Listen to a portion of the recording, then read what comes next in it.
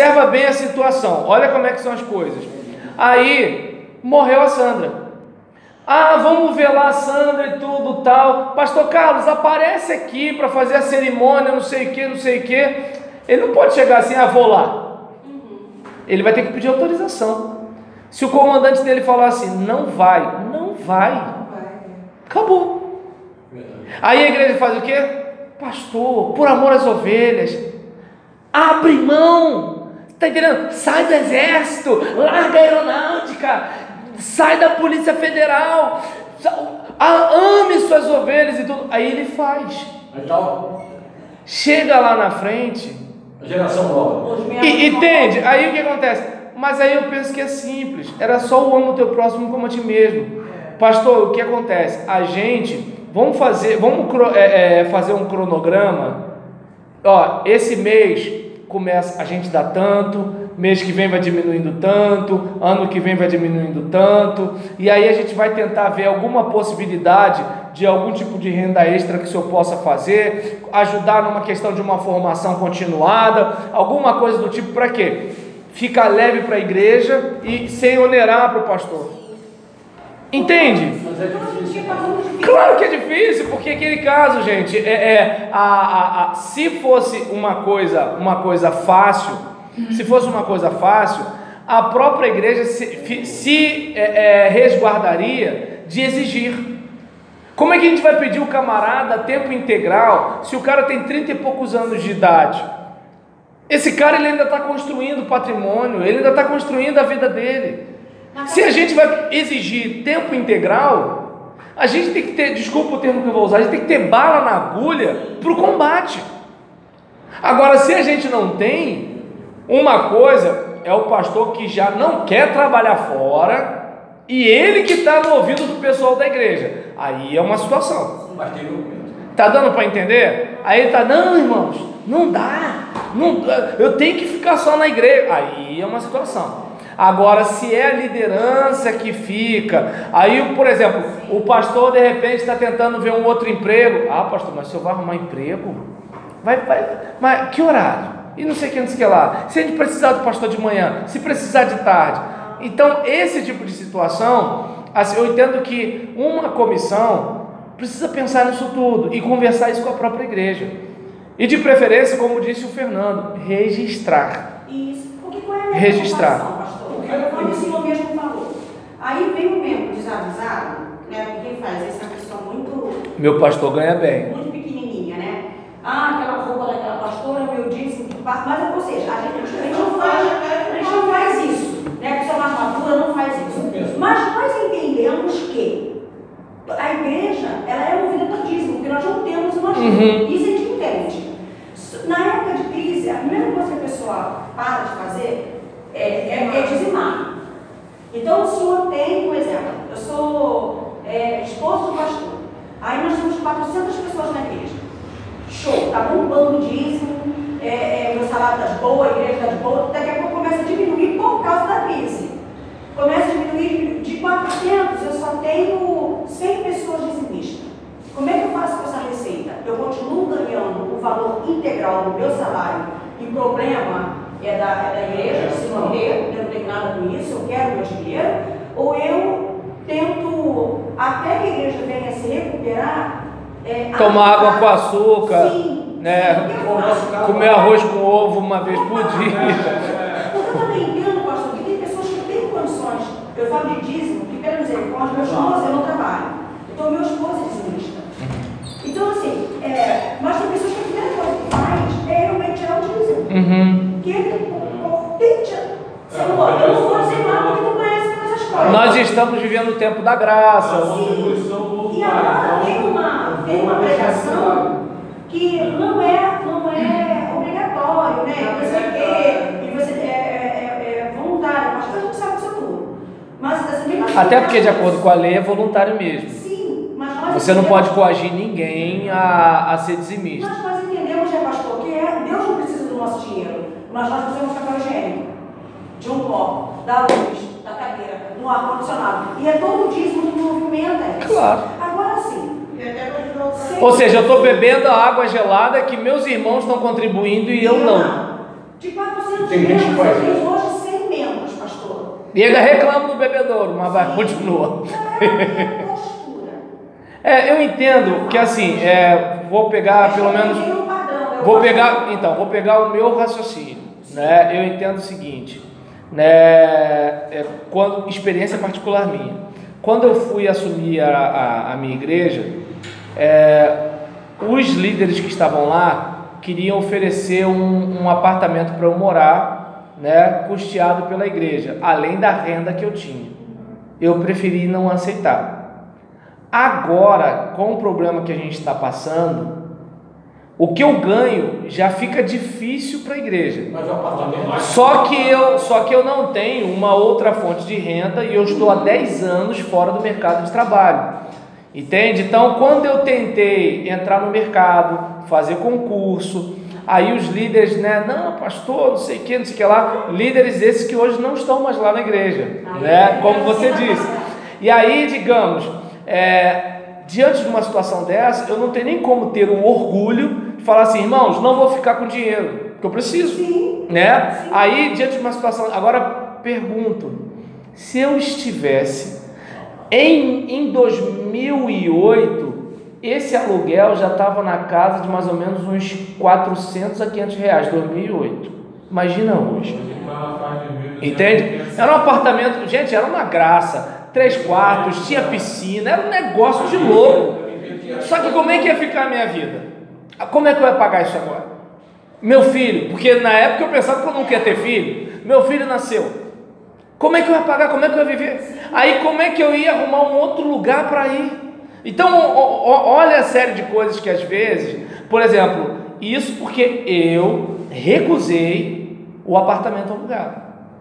Agora, se eu sou um camarada que assim, aleluia, tal, e agora, como é que eu ficaria? Como é que fica? Aí, observa bem, vou pegar a situação em que eu estou, que eu, né, apesar disso tudo, é desconfortável, e aí, onde entra essa situação, né, se a gente, por exemplo, for observar, a gente vai tentando dar um jeito, né, um livro que eu vendo aqui, é um CD que eu vendo ali, né? A gente faz um negócio ali, dá uma aula ali, nessa brincadeira a gente vai, né, fazendo uma coisa ou outra, dá uma palestra em tal lugar, e aí a gente vai tentando dar um jeito, né? E assim, é um tipo de situação que está dentro da minha área, porque se fosse dentro da minha área de trabalho, que eu trabalhava em logística, eu já teria que fazer um curso agora para me atualizar, porque o sistema computacional já é outro, tá entendendo? Legislação diferente, a questão da tributação, como é que você vai lidar, né, com substituição tributária, tributo daqui, tributo de lá, as regras para controle de estoque. Então, várias situações que hoje são diferentes. E sem falar que é o seguinte, você está 10 anos sem assinar carteira, hein? Isso, né, Entende? Então, olha quanta coisa acontece, porque uma igreja quer o pastor de tempo integral. Então é importante pensar nisso tudo antes de convidar um pastor. Pastor, a igreja não pode fazer, por exemplo, se a igreja contratar o pastor em tempo integral, pensando lá na frente, se tiver um grupo organizado, pensando lá. Mas geralmente não pensa. Não, no caso assim, se pensar. Ela não poderia fazer um fundo para essa... Não, mas existe o fundo ministerial, a gente não falou aqui. Tem igreja que, só um instantinho, tem igreja que deposita, tem igreja que entrega na mão do obreiro, tem igreja que nem deposita nem entrega na mão do obreiro, porque o pastor não é CLT. Então o que acontece? A igreja que decide ou não fazer isso daí. Então tem igreja que faz. Não, mas tem um fundo, tem um pastor. Entendeu? Tem um fundo que depois eu não sou um fundo de garantia, não é isso? Isso. Eu falo assim, a igreja faz um fundo. Um fundo de reserva. De reserva para salário do pastor. Seria uma conta especial. Entendi. Para pagamento do salário. Então, isso você pode até sugerir na sua igreja ou no seu ministério, mas assim, nem toda igreja tem isso, porque quando a igreja faz um fundo de reserva, já tem gente que começa a dizer que igreja não é banco, que o tesoureiro é pão duro, que não sei o que, não sei o que lá. Se a igreja tiver um fundo de reserva para caso haja uma dificuldade, o pastor não ficar sem receber, aí é que, assim, não sei, de repente vai ter gente com bons olhos, mas a maioria... Porque mediante o que o senhor falou, por exemplo, vai vir a crise, o pastor vai ser o primeiro a ser questionado pelo salário. Aham.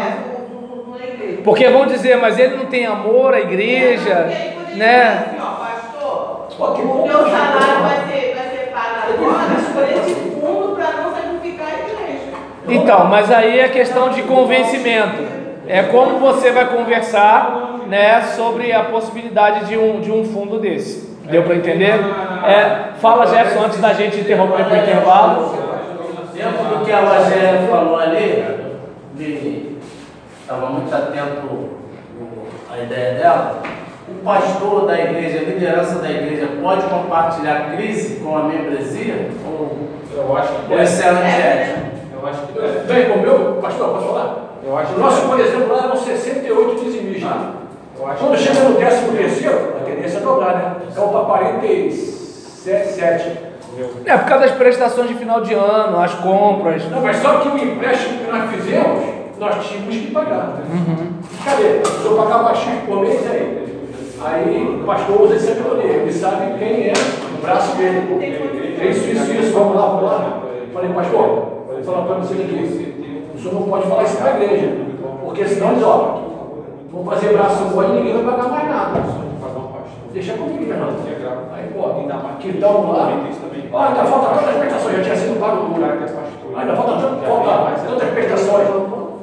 Porque o pessoal, pingando ou jogando muito, para ajudar a pagar.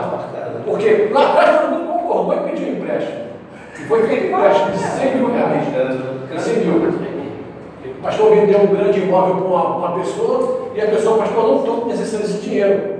Aí vou lhe pagar tanto, mais tanto de juros. E foi feita a situação. Só que não se consolidou a primeira transação no terreno, a segunda não houve chance, porque o cara desistiu, e Deus abençoou aqui com a terceira. São 2 terrenos do lado do outro, já está na reta final. Mas agora estão devendo um dinheirão violento. Então, Mas a igreja tinha que vir nivelando todo mundo, mas não chegou, de repente caiu. Então, e é importante a gente frisar, Isso. é importante, o Jefferson, sim, compartilhar com a igreja o que está acontecendo, até porque às vezes os líderes, eles não fazem uma boa, como é que eu posso dizer, às vezes os líderes não fazem uma boa ponte. Às vezes o que acontece, é importante que o pastor ele tenha uma linha direta com a igreja, porque às vezes a membresia não sabe o que está acontecendo, e às vezes a liderança sabe, mas não compartilha e deixa o circo pegar fogo com um palhaço dentro. Então é importante sempre dialogar, é sempre importante conversar. O que entra, o que sai, tudo direitinho. Entendeu? Assim, tá todo mundo nesse barco aqui, a situação é essa. Mas eu não sei se dá para perceber que assim, se a gente tivesse o ama o teu próximo como a ti mesmo, pronto. A igreja pensaria 2 vezes, por que a gente vai exigir um negócio se lá na frente a gente pode ter dificuldade? É simples, né? Aí tudo bem, que aí o pastor já sabe que ele vai receber percentual. Se ele vai receber percentual, ele já sabe, peraí, minha igreja levanta 4 mil por mês, ele sabe que ele vai ganhar percentual, pronto. Agora o problema é que tem crente que fala assim, porcentagem. Aí quando a coisa começa a bombar, não, vamos sentar para conversar. É isso que é triste. Assim, entende como é que é o negócio? Entende? Ou seja, o correto é o quê? Entrou 4 mil, 10% para o pastor, beleza. Mas entrou 40 mil, 10% para o pastor, beleza. Entrou 100 reais, 10% para o pastor, beleza. Entrou 200 mil reais, 10% do pastor, beleza. Só que é onde fica essa questão. Tá todo mundo achando que assim, a gente vive um tempo complicado, porque todo mundo acha que o pastor é o cara que tem que ser crente. Pastor mentiu, pastor traiu, pastor bebeu, pastor não sei o que lá. Não, gente, todo mundo tem que ser cristão. O que acontece é que o pastor, ele precisa ser o orientador, e como orientador, ele é obrigado, né, a ter um certo padrão. Ele é obrigado, né? A própria Bíblia prescreve isso. Mas isso não significa que o cristão também não tem o dever de ter aquela conduta. Entende? Tem muita gente na igreja que não dá dízimo, não contribui com nada, nunca pode fazer Exatamente. nada. Não tem tempo para nada, mas é o primeiro a criticar. A cobrar e a criticar o pastor. Exatamente, cobrar inclusive atendimento. Pastor, Né? Eu ia parar, mas vai. Na situação, numa denominação, existiu um problema muito sério. O que acontece? Os pastores da ação ganham por cota. Vamos dizer, uma cota é R$500. Aí o pastor é ministro de alta feira e vai ganhar 6 cotas. E lá nessa igreja lá, não tem condições de receber pastor integral. Mas a convenção mandou pastor integral. A igreja tem uma casa, atrás dela está vazia, porque o pastor não mora lá, porque o pastor também é de longe, já é de idade. Então, a igreja está passando o quê? Diversa crise. Mas vocês têm a possibilidade de votar também, não tem? Essa crise tem, mas a questão, o anterior já avisou, olha, não mande pastor integral, que a igreja não tem condições, porque ele viu, por exemplo, tem cota, geralmente o pastor ganha 5, 6 cotas, não sei o valor que está lá, vamos dizer o valor X, o valor do pastor é Y, só que a igreja está recebendo X. E o outro pastor anterior já sabia que a igreja estava recebendo X e avisou. Mas como diz, carga d'água, se quiser não saber, mandar. Então está tendo um problema muito sério. Ou seja, você tenta suprir a necessidade do pastor ou pagar as coisas da igreja. Aí tem uma situação, por exemplo. Fica tocando flauta, né? Paga isso, não paga aquilo. Fica no 0 a 0. Você quer fazer uma coisa a mais? Não tem condições. Vamos fazer isso? Não tem condições. Vamos consertar uma coisa? Não tem condições.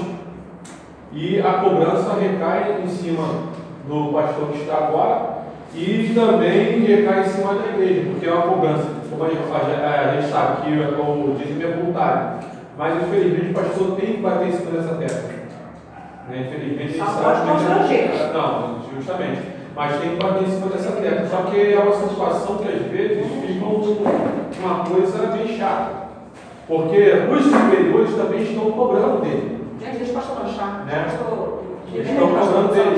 E a situação fica de uma coisa, tipo assim, o pastor fica porque ele é aposentado, ganha bem a aposentadoria, só que também a igreja, a parte de cima, falou que ele tem que receber ele aí.